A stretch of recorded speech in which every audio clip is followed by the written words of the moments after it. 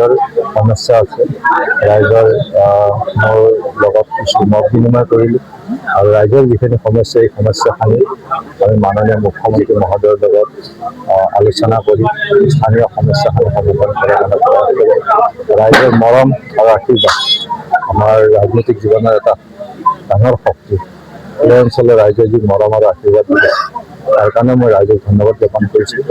যথেষ্ট সৰণীয়া যিখিনি মোক ৰাইজৰ ফালৰ পৰা কৈছে সেইখিনি নিশ্চয় মাননীয় মুখ্যমন্ত্ৰী মহোদয়ৰ লগত আলোচনা কৰি তেখেতৰ সহযোগত ৰাইজৰ এই সমস্যাসমূহ সমাধান কৰাৰ কাৰণে প্ৰয়াস কৰিম। ৰাইজৰ মূল সমস্যাটো হৈছে ইতিমধ্যে ৰাইজে কৈছে এইখিনি যে ৰাস্তাসমূহ এইবাৰ যথেষ্ট কৃত্ৰিম বানৰ কাৰণে জৰাজীৰ্ণ হৈছে। এইবাৰো বেছিভাগ ৰাস্তাই কৃত্ৰিম বানৰ কাৰণে জৰাজীৰ্ণ হৈছে। হাজো গুৱাহাটী ৰাস্তাও জৰাজীৰ্ণ হৈছে। ইতিমধ্যে টেণ্ডাৰ হ'ল তাত ইতিমধ্যে কাম আমন্ত্ৰণ দিলে যে কম দিনৰ ভিতৰতে 2 দিনৰ ভিতৰতে কাম আৰম্ভ হ'ব আৰু এই অঞ্চলৰ যিখিনি ৰাস্তা এতিয়া জৰাজীৰ্ণ হৈছে কৃত্ৰিম বানৰ কাৰণে সেইকাৰণে আমি আলোচনা কৰি সমাধানৰ কাৰণে ব্যৱস্থা গ্ৰহণ কৰিম। আমি আজি বৰ সুখী যে আমি নৱনিৰ্বাচিত বিধায়কক আমি সদৌ ৰাৱানদৈ ৰাইজ লগ লাগি তেখেতক সম্বৰ্ধনা জনাবৰ বাবে আহ্বান কৰিছিলোঁ আৰু সেই আহ্বান ৰক্ষা কৰি তেখেতে আহি আমাৰ সভাত উপস্থিত হ'ল আৰু উপস্থিত হৈ তেখেতে যিখিনি আমাৰ ৰাইজৰ অভাৱ অভিযোগ সকলোখিনি তেখেতে বুজ ল'লে। ব্যক্তিগত কিছু সংখ্যক মানুহৰো তেখেতে বুজ ল'লে সকলো অভাৱ অভিযোগৰ লৈ তেখেতে বিভিন্ন ধৰণে বানপানী সমস্যাৰ কথাও তেখেতে অসমৰ বানপানী সমস্যাৰ ক্ষেত্ৰতো দুখ প্ৰকাশ কৰি এটা বক্তব্য ৰাখিলে আৰু তেখেতে আমাৰ বিশেষত আমাৰ প্ৰধান অভাৱ হ'ল ৰাৱানদৈ ৰাইজৰ আজি ৰাস্তাটো।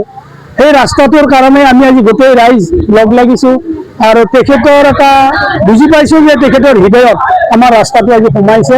গতিকে হৃদয়ত যিহেতু সোমাইছে আমি নিশ্চয় ৰাৱানদৈ সেই পথটি পাম বুলি আমি আশা কৰিছোঁ আৰু তেখেতে ভাষণত এই বক্তব্যটো ৰাখিছে যিকোনো প্ৰকাৰে আমাৰ ৰাস্তাটো দিব আৰু তাৰ বাহিৰে তেখেতে যিখিনি পাৰে ব্যক্তিগত অভাৱ অভিযোগো তেখেতে মানুহখিনিক নতুন বিধায়ক হিচাপে দেখাত খুব ভালদৰে তেখেতে বুজাব পাৰিছে। শদিয়াৰ পৰা ধুবুৰীলৈ বৰাকৰ পৰা ব্ৰহ্মপুত্ৰলৈ সকলোৰে মাজত চিনাকি এটা নাম প্ৰাতঃ টাইম। থলুৱা ভাষা কৃষ্টি আৰু সত্য বাতৰিৰ আধাৰত প্ৰতিষ্ঠিত খবৰ প্ৰাতঃ টাইমৰ প্ৰতিটো বা বাতৰি পুংখানুপুংখভাৱে চাবলৈ Facebook, YouTube, website, Twitter, Instagram আৰু ব্লগাৰ পেজত লাইক আৰু ফ'ল' কৰক। ধন্যবাদ। অসমৰ সংবাদ জগতখনৰ বাবে এক সুখবৰ। আপোচবিহীন ৰাইজৰ কণ্ঠ সাপ্তাহিক কবচ নৰূপ নসাজেৰে পুনৰ এবাৰ অসমৰ ৰাইজৰ মাজলৈ।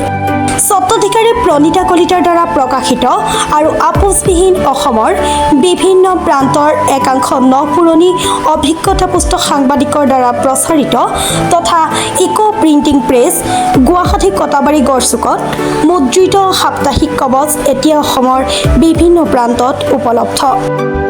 আমাৰ ঠিকনা মুখ্য কাৰ্যালয় অসম ফৰেষ্ট স্কুল, হৰিমন্দিৰ পথ, গুৱাহাটী আৰু উপ কাৰ্যালয় কলিতা মাৰ্কেট, বিজয়নগৰ, কামৰূপ, অসম।